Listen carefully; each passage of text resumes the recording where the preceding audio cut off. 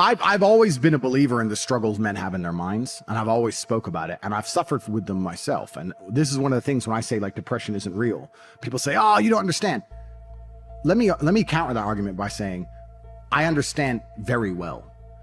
Me convincing myself and me deciding that depression isn't real is how I prevent myself from ever feeling depressed. And I've only constructed that mental model because I've been in situations in my life where I felt depressed. I'm not saying depression isn't real because I've never felt depressed. I'm saying depression isn't real because I've been very depressed. That people don't understand where my mindset comes from. I understand struggle and mental health and all these things. And yeah, jail was another chance to certainly touch on them, because in jail, in real life, when you have my kind of resource, you can distract yourself very easily. If you're sitting around and feel a bit mopey, if I'm sitting here and I'm a bit like, I can literally make a phone call and in 45 minutes be in the air on my way to anywhere on the planet with whoever I want to do anything I want. So you can distract yourself. I'm not saying it fixes all mental health, but it distracts you. Whereas in jail, you are stuck alone with your thoughts. And it was certainly a test of my mental resolve. And I would say that I passed. I did well. There was never a day where I broke down. There was never a day where I couldn't handle it. There was never a day where I was, I wasn't polite to the staff. I was very nice to everybody. There was never a day I couldn't hack it. It was certainly a test. And also, Tristan said this. I don't want to take his words, but he's true. You go through life telling everyone you're the baddest motherfucker there is. Sooner or later, someone's going to test you. You walk in the pub and you say, I'm the hardest man there is. Sooner or later, someone's going to fight you. Sooner or later. And life's like that. You want to be the top G and you want to go through life and say, I'm the top G. Then God's going to say, well, we're going to see if you deserve to call yourself the top G or not. We're going to put you in a Romanian jail cell. And we're going to leave you there to rot. You're not going to know how long you're in there for. And the biggest mindfuck is I thought I was going to be in there for years. I had no idea. Everyone's telling me years. I thought I was going to be in there for years. So maybe God was just seeing, he was watching me and he was having a look and saying, you want to call yourself top G? Let's see. And I like to think I passed that test. So it is what it is. But yeah, I agree with you. In terms of mental struggles, yeah, they exist for all men. And I also think that's one of the reasons I'm so large. I talk about those things a lot. I talk about those things a lot with men and I help men with them. And I try and say to men overall that life as a man is pretty shit. And you're going to feel shit for a pretty large percentage of the time. But you're only going to ever escape that if you just perform regardless. You have to perform when you feel bad. As a man, you can't say, I will perform when I feel good. It doesn't work that way because our heads are too complicated and life's too complicated. There's too much on our shoulders and we have too much stress and too much pressure. Our heads are fucked. You have to be the kind of person who says, I perform regardless. I didn't miss a single day's training. I didn't miss a please. I didn't miss a thank you. I'm not saying I was happy. I'm saying I did exactly what I was supposed to do. The worst thing about prison, I think, for everybody else, because there's a lot of men in there who were crying, a lot of men who were having mental breakdowns, I think it is the problem I didn't have, which is knowing that if you're a normal man, you go to jail, and they just pick you up and you go to jail. Who pays the rent? Who's feeding your kids? Who's your wife sleeping with? Life gets hard for all the external things you can no longer control, things that were your responsibility. I was lucky I didn't have those problems, and when I spoke to people, most people's issues were things that were happening on the outside, and I felt really good knowing that my life is set up in a way where even if I'm plucked from it, it operates. And I set that up because I thought they were going to kill me. Even to this day, if they shoot me right now, everyone around, everything would be okay. I don't have to exist for my life to function. So that was fantastic about jail. The worst thing about jail, I mean, the cockroaches started off really bad, but after a few days, it's amazing how quickly you get used to cockroaches just in your bed. You're just like, just kick them out of the way. That was kind of bad. But not knowing when I'm going to get out, that was bad. Having my name slandered all around the world, that was bad. Not knowing how people are reacting to it. Like my first month in jail, I didn't know if people believed this garbage or not. I had no access to the internet. I didn't see anything. There was a lot about it that was hard. But I have to believe it's going to make me a better person. Why else did I go? What did I go for? To waste 3 months? To stare at a wall for 3 months? Is that why I went to jail? No, I must have gone to jail to become a better person. I must have learned something. I have to self-analyze and find the lessons and pick it out. And I think a lot of people don't do that with all the bad situations in their life. regardless of whether you went to jail or a woman left you or your business failed, whatever it is, you need to analyze the entire situation and say, okay, what can I learn? There's a big pile of shit here, but there must be a little bit of gold inside. So I've just tried to look at it as a massive learning experience, and perhaps that's a coping mechanism, but I've found a lot of lessons which I'm implementing, and there's a very strong chance they're going to put me back.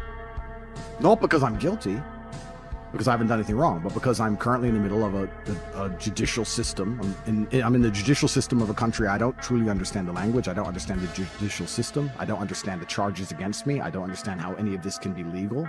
I don't understand where it's come from. I don't understand the evidence they believe they have. And here I am stuck in this process, and who knows how it's going to end. There are moments in your life that you feel overwhelmed by life, by people, by your own circumstances, by struggles. We all get knocked down in every aspect of life. Life has a way of humbling you. Life will make you shut up. Life will mute you. You're gonna feel awkward and stupid and dumb sometimes. At times you won't want to come out the house. At times you'll be feeling bad and don't know why. What's wrong? I don't know. Just leave me alone. You will cry. You're gonna fail, and you're gonna be in your head. You're gonna be saying, I'm not good enough. But it's okay. It goes with the territory. It's a part of the deal. The real challenge of growth comes when you get knocked down. You got to get messed up sometime. You got to get dirty. You got to get your feelings hurt. You got to get disappointed. You're going to ask somebody for some money. He going to tell you no. That's just dirt. How you handle it, that's where the growth takes place. You want to take responsibility for your life.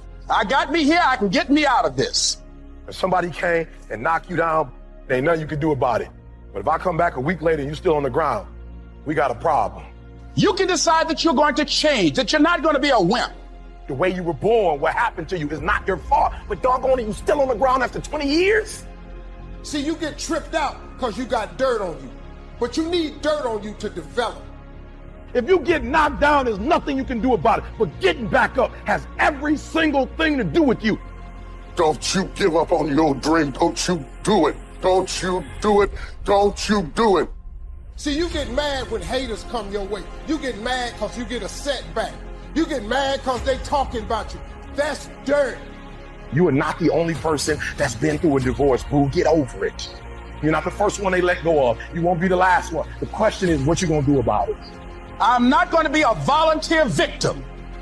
You can decide that you're going to stand up to life.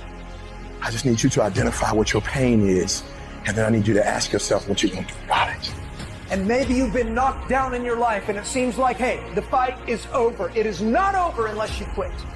You can permit it to let it hold you down, or you can decide, I'm not going to let that happen to me. You have a choice to either give up or get up. You got to get gritty, man. You got to develop some dog in you. You can decide, I'm going to work on myself and develop myself. I'm going to empower me. You have to learn to turn and look at every obstacle as an opportunity. I will not give up. Every time I get knocked down, I will get back up and I will succeed. I love myself enough not to be trapped in the same doggone spot for the rest of my life. No pain, no gain. Pain has a purpose. Your pain ain't permanent. It might last for a second. It might last for a minute. It might last for months. But sooner or later, if you do not surrender, if you do not give up, it will subside. Don't go through it, grow through it. And as pain leaves your body, guess what's going to take its place? Success. You cannot build anything that won't bring a battle. And if you're going through a battle right now, it's only because you're building something. Stop running from your pain and embrace your pain. What will you do with your pain? Will you let it break you or will you let it redefine you? Your pain is going to be a part of your prize. I challenge you to push yourself. You want affirmation? Look yourself in the mirror and say, I think I can. I know I can. You've got to decide to be relentless. You've got to decide never to give up. Do whatever it takes. You your biggest driver. You've got to find some reasons within yourself that will give you the stamina when life catches you on the blind side to keep on calling and coming back again and again and again. You see, the fight's not over if you've been knocked down. It's only over if you quit. Because life is a fight. It's a fight for integrity, your goals, your dreams, your ambitions. So every morning, I've got to wake up and I've got to fight. You gonna quit or you gonna make it to your silver? You gonna quit or you gonna make it to your goal? So you can stop waiting for it, you can stop wishing for it, and you can get on with the rest of your life. I gotta fight for my dreams. I gotta fight for character. I gotta fight for integrity. When you get to the point where enough is enough, doors start opening, opportunities start happening. But what you cannot do is you cannot quit during the process. All I'm saying is don't quit. I didn't say don't rest. Mentally, you can stay connected. But to win fights, you gotta have stamina. You gotta be ready to fight and bounce back. You better not feel sorry for yourself. You better get up and fight. And some of you are not successful because every single time you run up against a trial, you stop. I need you to match whatever effort the enemy is putting up. Match the doggone efforts. I'm gonna think, I'm gonna execute, and I'm gonna win. And that's how you get to the next level. You cannot give up because it ain't what you see. You cannot give up. It's when you have nothing left. It's when you depleted all your money. When you have nothing left, that's when it's showtime. At the end of rain is your promise. So stop crying about it and use your energy to get through it. When you find a way out of no way, when you find breath that you don't have, when you want this thing as bad as you want to breathe, that's when you find a way. I cannot stop what happens to me, but I can dictate how I respond. I invested too much to quit. So when life happens, I don't just sit there and cry. I brought back. Because all of us, if you live long enough, will go through a period of feeling so overwhelmed. Sooner or later you feel, oh God, just get me out of this. I wish I could tell you it's gonna get easier. I wish I could tell you that, but that's not the truth. The truth is you gotta find something within. Life's gonna whip your butt. Life is gonna bully you. Stop crying, let it hit you, but don't let it punk you. And when you find out what your why is, when you find your why, you find a way to make it happen. And I'm telling you right now, don't give up, don't give in, get through it. I don't care if you're sick, I don't care what you're going through. If you're not dead, he ain't through with you yet. As long as there's breath in your nostrils, you still in the game. You're gonna be here one day, but you'll never get here if you give up. As long as there's breath in your nostrils, you still can win. And finally, guys, you gotta wanna succeed as bad as you wanna breathe. And you will promise me that from this day forward, you will not be defeated.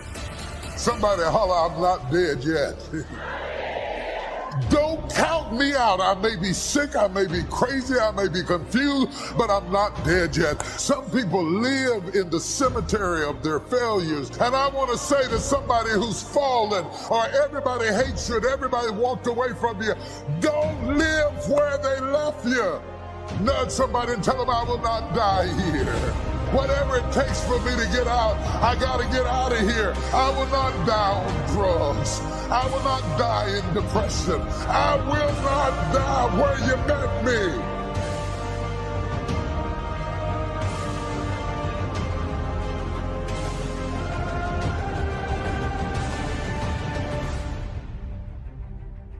Number one motivating thing for me, and I'm just being honest, was I was sick and tired of being poor. My mother was poor, my father was poor, my brothers and sisters were poor. I lived in a poor neighborhood, we lived in a poor house. And I would see, like at Christmas time, my father would put us in the car and take us out to the suburbs to see the Christmas lights. And I would see these big houses, man. I told my father, I said, Dad, I said, why don't we get one of these houses? He said, boy, I ain't got no money for this kind of house. He said, but if you work hard, you can make some money, you can buy you one of these houses. My motivation was to buy a big house so I could put up Christmas lights. And I always dreamed of buying my mother and father a real house. And before they died, I was able to do all of that. You have to find a dream that's so big that it overwhelms all of your fears and causes you to never give up. Always go to something bigger than yourself. I'm wondering if you've been defeated because you have been giving yourself wholly to something that was too small to hold you. Are you trying to take a bath in a bowl? Are you not guilty of immersing yourself into things that were too small to hold your vision? Why you keep imagining buying a house Why do you keep imagining getting rich one day? Why do you keep imagining that? Because God is talking to you. You got to start believing in your imagination.